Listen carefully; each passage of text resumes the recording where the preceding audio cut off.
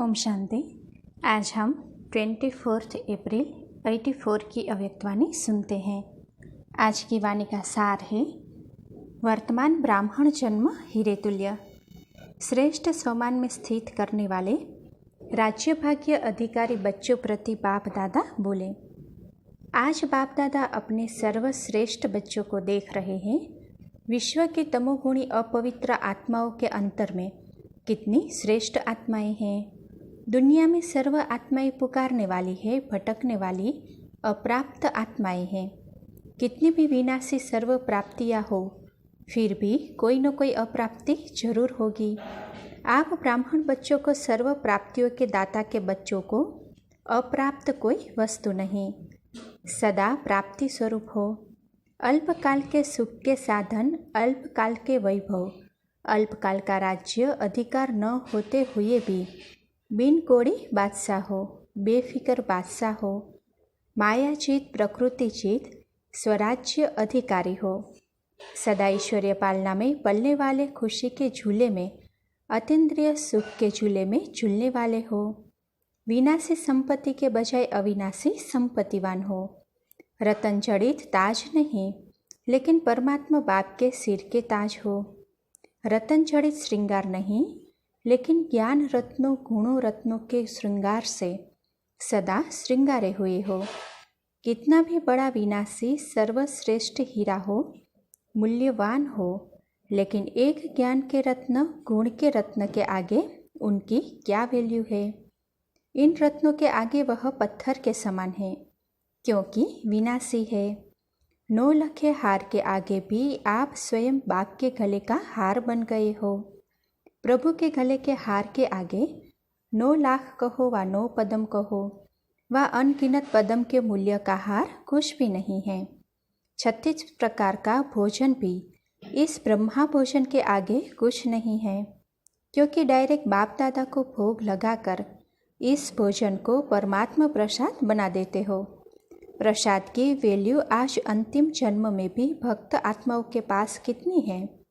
आप साधारण भोजन नहीं खाते, प्रभु प्रसाद खा रहे हो, जो एक एक दाना पद्मों से भी श्रेष्ठ है।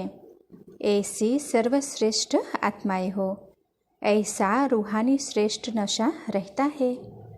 चलते चलते अपनी श्रेष्ठता को भूल तो नहीं जाते हो, अपने को साधारण तो नहीं समझ लेते हो।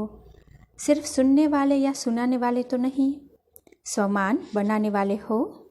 सुनने सुनाने वाले तो अनेका अनेक है, स्वमान वाले कोटों में कोई है। आप कौन हो? अनेकों में हो व कोटों में कोई वालों में हो। प्राप्ति के समय पर अलबेला बनना, उन्हों को बाप दादा कौन सी समझ वाले बच्चे कहें। पाए हुए भाग्य को, मिले हुए भाग्य को अनुभव नहीं किया, अर्थात अभी महान भाग्यवान नहीं बने तो कब बनेंगे। इस श्रेष्ठ प्राप्ति के संगम युग पर हर कदम यह स्लोगन सदा याद रखो कि अभी नहीं तो कभी नहीं। समझा? अच्छा, अभी गुजरात जोन आया है। गुजरात की क्या विशेषता है? गुजरात की यह विशेषता है, छोटा बड़ा खुशी में जरूर नाचते हैं, अपना छोटापन मोटापन सभी भूल जाते हैं, रास में लगन में मगन हो जाते, सारी सारी रात भी मगन रहते हैं। तो जैसे रास के लगन में मगन रहते, ऐसे सदा ज्ञान की खुशी की रास में भी मगन रहते हो ना। इस अविनाशी लगन में मगन रहने भी नंबर 1 अभ्यासी होना। विस्तार भी अच्छा है। इस बारी मुख्य स्थान मधुबन के समीप के साथ ही दोनों जोन आए हैं। एक तरफ गुजरात, दूसरे तरफ है राजस्थान। दोनों समीप है ना। सारे कार्य का संबंध राजस्थान और गुजरात से है, तो ड्रामा अनुसार दोनों स्थानों को सहयोगी बनने का गोल्डन चांस मिला हुआ है। दोनों हर कार्य में समीप और सहयोगी बने हुए हैं। संगम युग के स्वराज्य की राजगद्दी तो राजस्थान में है ना। कितने राजे तैयार किए हैं? राजस्थान के राजे गाए हुए हैं, तो राजे तैयार हो गए हैं या हो रहे हैं। राजस्थान में राजाओं की सवारियां निकलती है, तो राजस्थान वालों को ऐसा पूरी सवारी तैयार कर लानी चाहिए, तब तो सब पुष्पों की वर्षा करेंगे ना। बहुत ठाठ से सवारी निकलती है, तो कितने राजाओं की सवारी आएगी? कम से कम जहाँ सेवा केंद्र है वहाँ का एक एक राजा आवे तो कितने राजे हो जाएंगे? 25 स्थानों के 25 राजा आवे तो सवारी सुंदर हो जाएगी ना। ड्रामा अनुसार राजस्थान में ही सेवा की गद्दी बनी है, तो राजस्थान का भी विशेष पाठ है। राजस्थान से ही विशेष सेवा के घोड़े भी निकले हैं ना।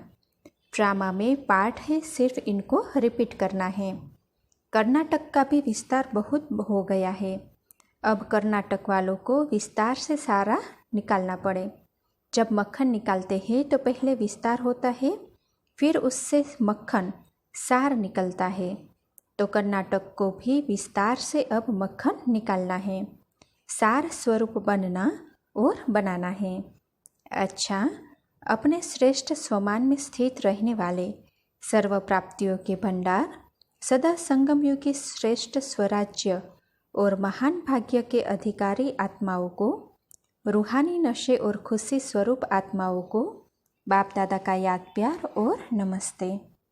अच्छा, पार्टियों से मुलाकात है। सभी अपने स्वराज्य अधिकारी श्रेष्ठ आत्माएं समझते हो। स्वराज्य का अधिकार मिल गया। ऐसी अधिकारी आत्माएं शक्तिशाली होंगी ना।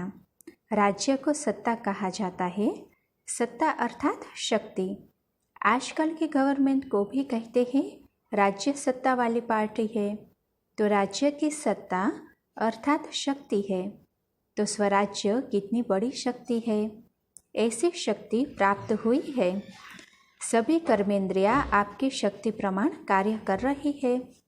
राजा सदा अपनी राज्य सभा को, राज्य दरबार को बुलाकर पूछते हैं कि कैसे राज्य चल रहा है।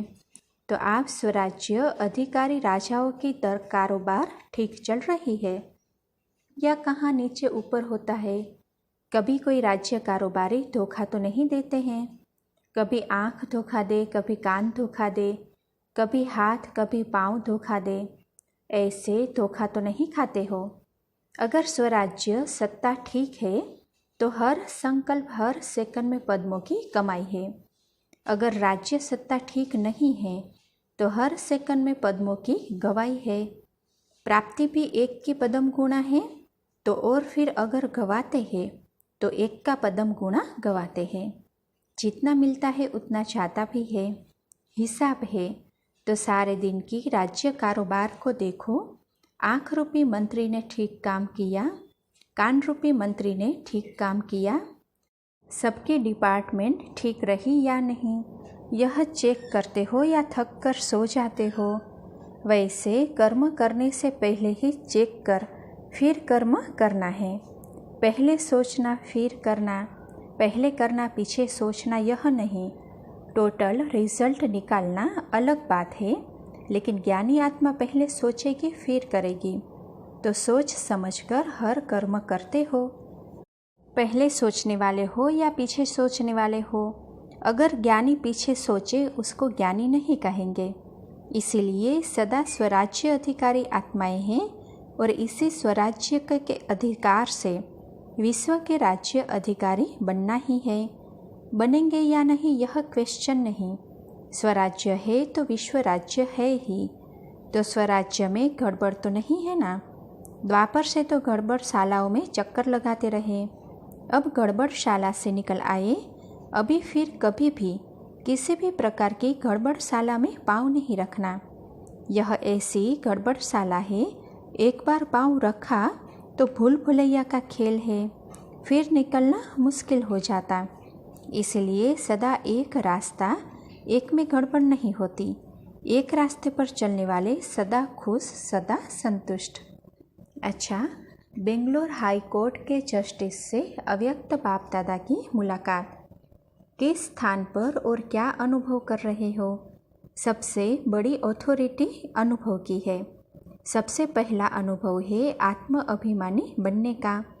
अब आत्म अभिमानी का अनुभव हो जाता है तो परमात्मा प्यार, परमात्मा प्राप्ति का भी अनुभव स्वतः हो जाता है। जितना अनुभव उतना शक्तिशाली। जन्म जन्मांतर के दुखों से छुड़ाने के जजमेंट देने वाले हो ना, या एक ही जन्म के दुखों से छुड़ाने वाले जज हो। वह तो हुई हाई कोर्ट या सुप्रीम कोर्ट का जज, यह है स्पिरिचुअल जज। इस जज बनने के पढ़ाई की व समय की आवश्यकता नहीं है। 2 अक्षर ही पढ़ने हैं, आत्मा और परमात्मा, बस। इसके अनुभवी बन गए तो स्पिरिचुअल जज बन गए। जैसे बाप जन्म जन्म के दुखों से छुड़ाने वाले हैं, इसलिए बाप को सुख का दाता कहते हैं। तो जैसा बाप वैसे बच्चे। डबल जज बनने से अनेक आत्माओं के कल्याण के निमित्त बन जाएंगे। आएंगे एक केस के लिए और जन्म जन्म के केस जीत कर जाएंगे, बहुत खुश होंगे। तो बाप की आज्ञा है स्पिरिचुअल जज बनो। अच्छा, ओम शांति।